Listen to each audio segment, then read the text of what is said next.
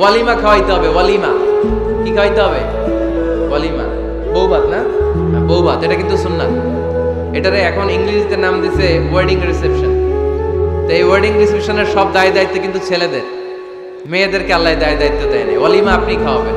আল্লাহর হাবিব সাল্লাল্লাহু আলাইহি ওয়াসাল্লাম যায়েনব বিনতে জাহাশ রাদিয়াল্লাহু তাআলা আনহাকে যেদিন বিয়ে করেছিলেন, ওই দিন রাতে 350 সাহাবাকে রুটি আর গোশত দিয়ে ওয়ালিমা খাইয়েছেন।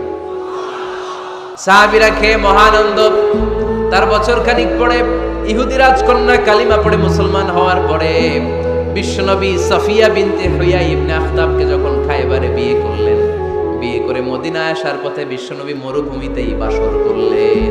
মরুভূমিতে বাসর হলো। বাসর শেষে ফজরের পরে বিশ্বনবী ঘর থেকে বের হলেন। এবার সাহাবারা ধরছে, ইয়া রাসূলুল্লাহ ওয়ালিমা খাওয়ান। ওই যে যায়েনব বিনতে জাহাশের ওয়ালিমাতে তো আপনি রুটি আর গোশত খাইয়েছিলেন 350 সাহাবীকে, আজকেও খাওয়ান। বিশ্বনবীকে আজকে কিচ্ছু নাই আমার কাছে, তোমার কাছে কি আছে কও? এক সাহাবী বলে আমার কাছে খেজুর আছে, আরেকজন বলে ঘি আছে, আরেকজন বলে এইটা আছে। বিশ্বনবী বললেন সবগুলো নিয়ে একটা বোলের মধ্যে রাখো। বিশ্বনবী একটা বোলের মধ্যে সবগুলো নেয়ার পরে বিশ্বনবী বললেন এগুলোর ম্যাশ করো, ভর্তা বানাও। ভর্তা বানিয়ে হাদিসে এটা এসেছে হাইসান জাআলা হাইতান, সাতু বানিয়েছে। এবার বিশ্বনবী প্রত্যেকের হাতে হাতে একটু একটু করে সাতু ধরায়া দিলেন, বললেন এটাই আজকের বিয়ের ওয়ালিমা। যখন সম্পদ বেশি, কমিউনিটি সেন্টারে ভাড়া করে বউ ভাত খাওয়ান, ওয়ালিমা। তবে ছেলেরা খাওয়াবে, মেয়েরা না।